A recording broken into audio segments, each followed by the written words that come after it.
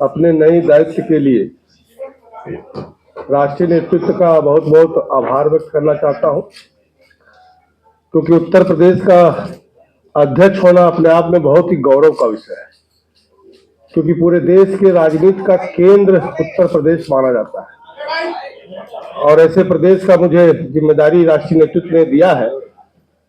उसके लिए मैं अपने सभी राष्ट्रीय नेतृत्व को बहुत बहुत धन्यवाद ज्ञापित करता हूं।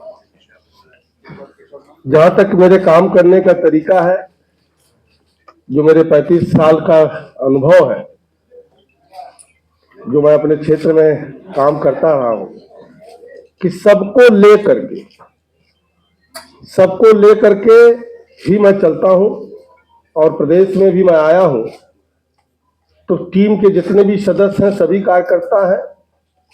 उन सबको साथ लेकर के मैं चलने का पूरा प्रयास करूंगा। और हमारे लिए कहीं ना कहीं जो कार्य करता है, जो जमीनी कार्य करता है, वो सर्वोपरि होता है। और ये मेरा काम करने का तरीका है कि कार्यकर्ता के आधार पर ही मैं कोई निर्णय लेता हूं, और उनके मान सम्मान की रक्षा का हमेशा चिंता मैं सदैव करता रहा हूं, और आगे भी पूरे प्रदेश के कार्यकर्ताओं के लिए मैं करता रहूंगा। साथियों, अभी हमारा जो कार्यक्रम चल रहा है, जो 3 अभियान चल रहा है, उसमें एक तो अटल शताब्दी समारोह चल रहा है, जो 25 दिसंबर को होगा। और 25 दिसंबर को अटल जी का जन्म दिवस मनाया जाएगा। 24 तारीख को उनसे संबंधित स्थलों पर स्वच्छता की जाएगी, दीप प्रज्वलित किया जाएगा। दूसरा हमारा, और 25 से 31 तक सुशासन दिवस के रूप में, क्योंकि अटल जी ने एक सुशासन जो कायम किया था, चाहे अपने समय में उन्होंने आम गरीब के लिए सब्सिडाइज राशन की व्यवस्था किया था, केसीसी कार्ड का निर्माण किया था, गांव में भी सड़क हो, प्रधानमंत्री सड़क का निर्माण किया था, देश में स्वर्णिम चतुर्भुज योजना के माध्यम से उस समय जो उन्होंने शुरुआत किया, तत्कालीन प्रधानमंत्री हमारे उसको और आगे बढ़ाने का काम कर रहे हैं कि आज पूरे देश में 4 लेन हो, 6 लेन हो, एक्सप्रेस वे हो, उसका जाल बिछाया जा रहा है। ऐसा 25 से 31 दिसंबर तक सभी विधानसभाओं में अटल स्मृति सम्मेलन कराने की भी योजना हमारी पार्टी की है, उसको भी हम लोग कराएंगे। और 25 दिसंबर को ही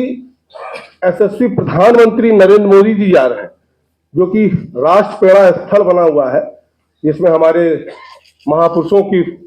एक पूरा एक मूर्ति खड़ा है, 65 फुट की मूर्ति है,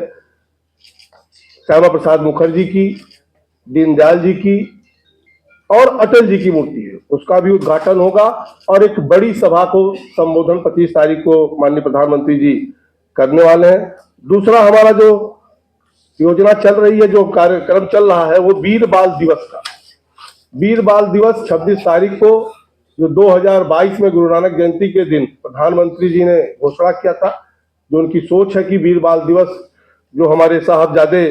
जोरावर सिंह और बाबा फतेह सिंह ने बलि अपना शहादत दिया था, उसको समाज के निचले स्तर तक, अपने नौजवान बच्चों तक कैसे पहुंचाया जाए, उसके लिए हमारा एक 26 तारीख से वो कार्यक्रम चलेगा, जिसमें जिला स्तर पर सभाएं होंगी और विद्यालयों में कार्यक्रम,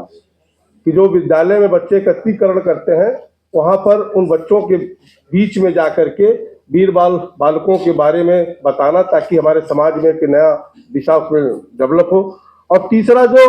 इम्पोर्टेंट चल रहा है कि SIR का कार्यक्रम चल रहा है। SIR के कार्यक्रम में संविधान के तहत चुनाव आयोग उसको करा रहा है, लेकिन हम लोग भी राजनीतिक दल के कार्यकर्ता होने के नाते, कि जो हमारा कोई व्यक्ति किसी का नाम छूटने ना पाए, कोई गलत आदमी का नाम जुटने ना पाए, और जो मृत व्यक्ति है उनका नाम उसमें से हटाने का जो काम चल रहा, उस पर भी हमारे कार्यकर्ता लगे हुए हैं कि उनका हम चुनाव आयोग का सहयोग करें और एक हमारा राजनीतिक कार्य है उसको पूरा करें। साथ ही साथ मैं पुनः कहना चाहता हूं कि मैं सबको लेकर के और आप सबसे निवेदन भी करना चाहता हूं कि चूंकि आप लोग चौथे स्तंभ हैं लोकतंत्र के, और लोकतंत्र के स्तंभ में मेरा निवेदन आप लोग से भी रहेगा कि मैं बहुत दंड फंड वाला नेता नहीं हूं, लेकिन जो हमारे संगठन का कार्य हो, जो हमारे सरकार का योजना हो, वो जो पॉजिटिव चीजें हैं उसको आप लोग निश्चित तौर से कवर करेंगे, उसको प्रसारित करेंगे। यही निवेदन करते हुए मैं अपनी बात समाप्त करता हूं।